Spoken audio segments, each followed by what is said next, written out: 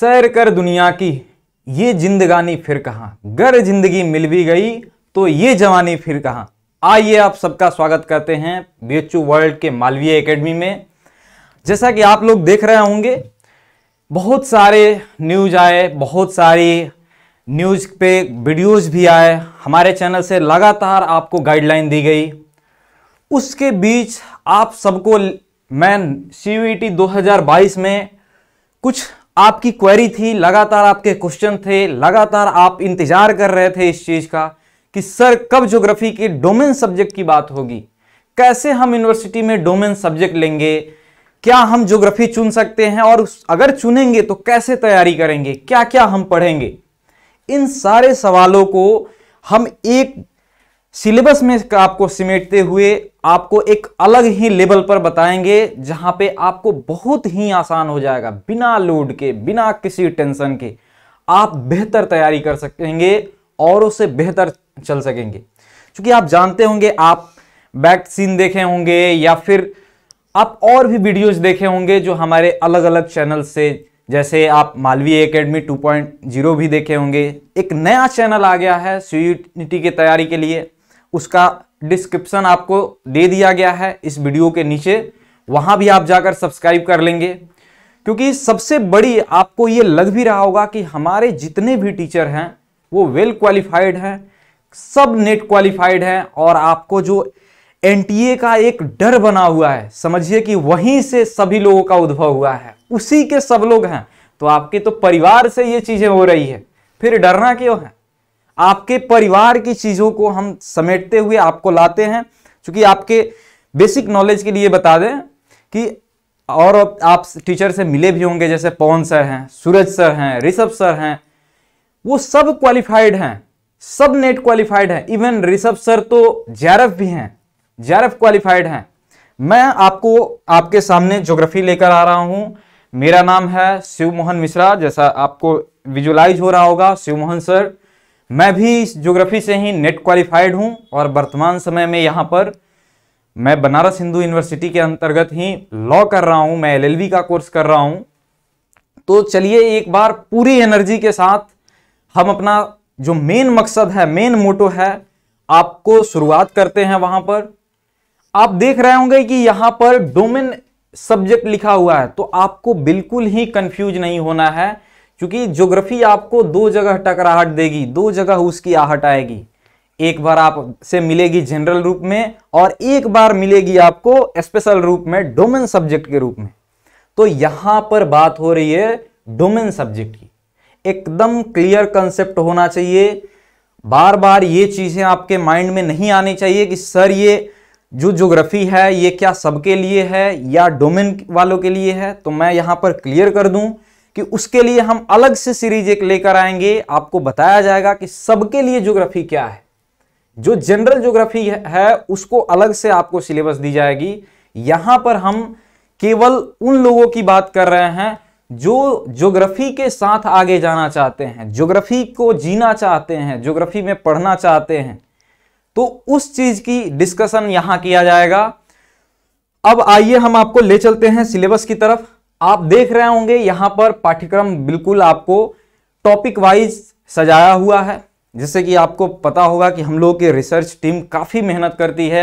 हम लोगों ने लगातार कई बैक टू बैक मीटिंग किया, बहुत सारे डिस्कशन हुए इस पे कि क्या हो सकता है सिलेबस, और जो 12 कहा गया है तो 12 NCERT का मानक क्या है।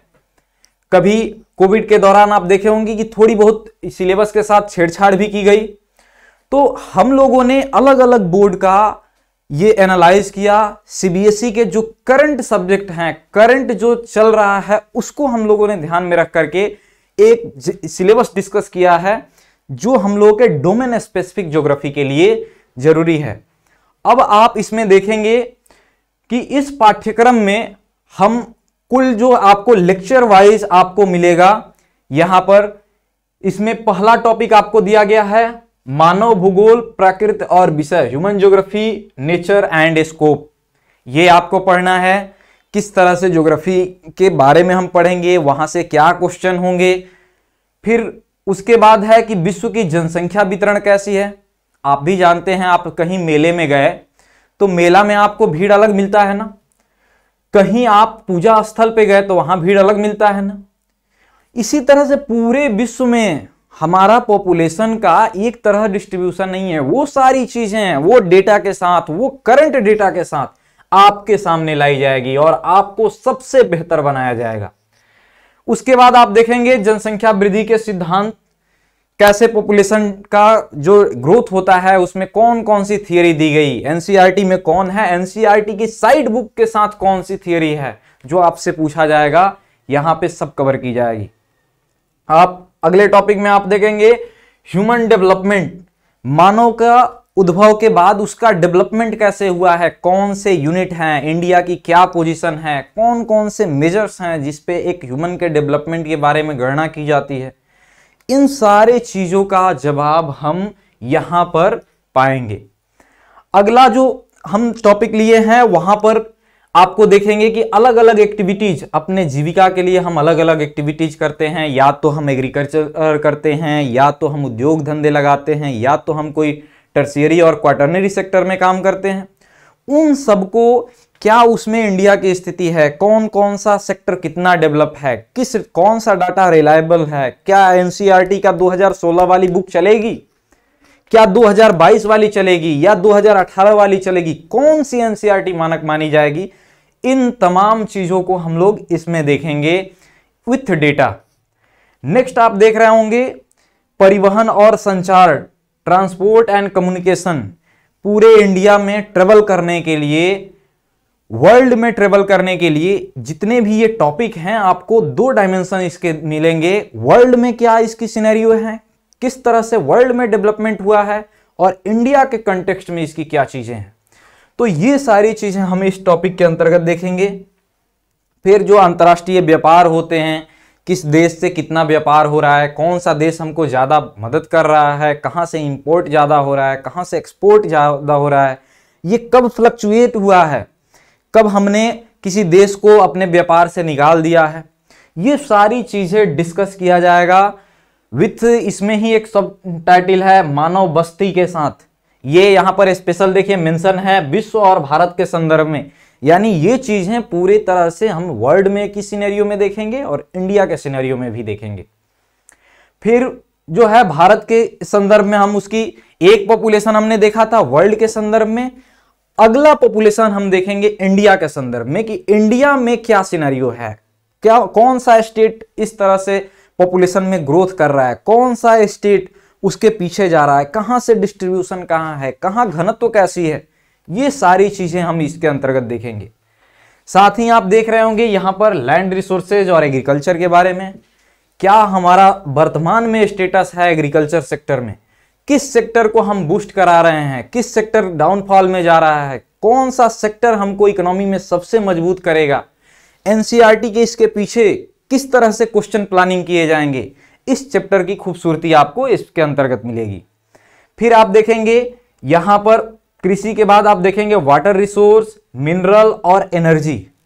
इस रिसोर्स का आपको करंट डेटा के साथ आपको कहीं भाग दौड़ करने की जरूरत नहीं पड़ेगी, कोई अफरा तफरी, चूंकि हम जानते हैं कि आपका बोर्ड एग्जाम नजदीक है और आपको हम खुद ही ऐसे डाटा फिल्टर करके देंगे कि आप एकदम विश्वास कर पाएंगे उस पर, और एकदम एनटीए वाले भी विश्वास करेंगे उस पर।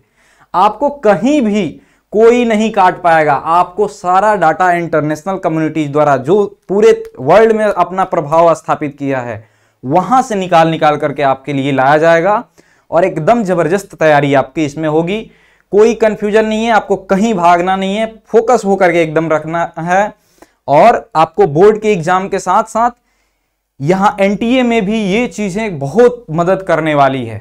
आपके पास एकदम ऐसा सुनहरा अवसर आने वाला है जहां पे आप, एक कहा जाता है ना एक पंथ दुई कार्य, वो चीजें आपको एकदम मिलेगी इस चीज में। आगे हम बात करेंगे मैन्युफैक्चरिंग इंडस्ट्री के बारे में कि इंडिया की मैन्युफैक्चरिंग इंडस्ट्री के बारे में हम किस तरह से पढ़ें, कौन कौन सी इंडस्ट्री के एस्टेब्लिशमेंट के क्या क्या कारण हैं, क्यों कुछ निश्चित क्षेत्र में एक ही इंडस्ट्री का डेवलपमेंट हुआ, बाकी जो इंडस्ट्री डेवलप की गई वो समय के साथ खत्म हो गई।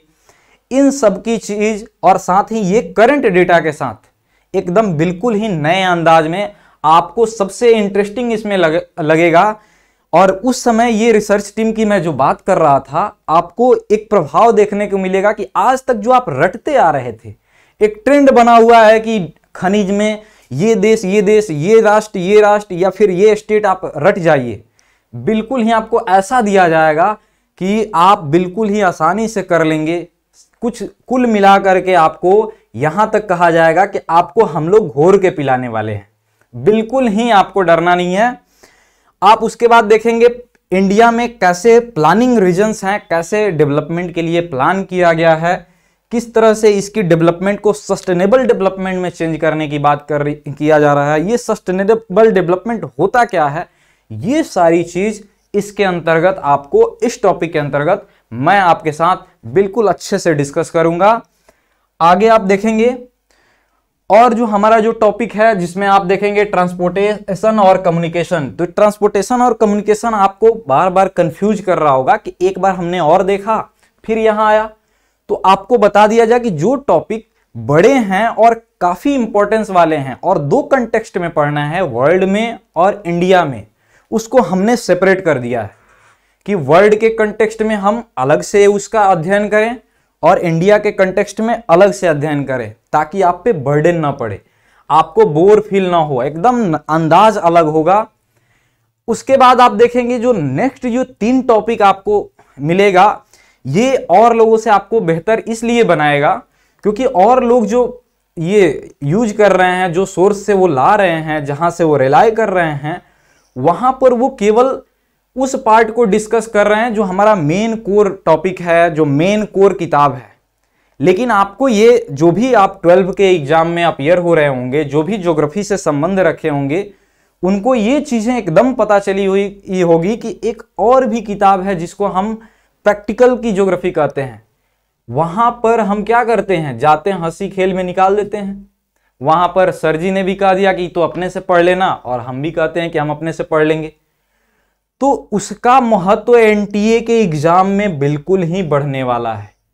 आज तक आपने बहुत अपने बाबू सोना का फोटो खींचा होगा, कैमरा दिखाया होगा कि मेरा 108 मेगापिक्सल है। उस पिक्सल का मतलब आपको यहां समझ में आएगा जब आपके साथ हम फील्ड सर्वे और स्पेशियल इंफॉर्मेशन कराएंगे, जब आपके साथ आंकड़ों का खेल दिखाएंगे कि कैसे आंकड़े मैनिपुलेट किए जाते हैं, कैसे आंकड़े सजाए जाते हैं, कैसे उसकी अध्ययन स्टडी की जाती है।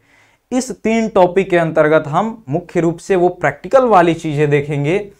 और बिल्कुल ही अगर आप लगातार इससे जुड़े रहे तो ज्योग्राफी के डोमेन सब्जेक्ट में आप एकदम 100% क्वेश्चन को करके आएंगे, बिल्कुल ही बिना लोड के साथ, बिना किसी हिचकिचाहट के साथ। एकदम आप विश्वास रखिए, आप पढ़ाई कीजिए, जम के पढ़ाई कीजिए, और इतना पढ़ाई कीजिए कि एनटीए वाले आकर आपसे पूछें कि बोलिए आपको कौन सी यूनिवर्सिटी चाहिए। आपको उस समय नहीं सोचना पड़े कि हमको इस यूनिवर्सिटी में ही मिल रहा है। इतना स्कोर कर डालिए कि हर यूनिवर्सिटी वाला चाहे कि ये बंदा मेरा है। इतने अच्छे से तैयारी करिए। मेरी तमाम शुभकामनाएं आपके साथ है।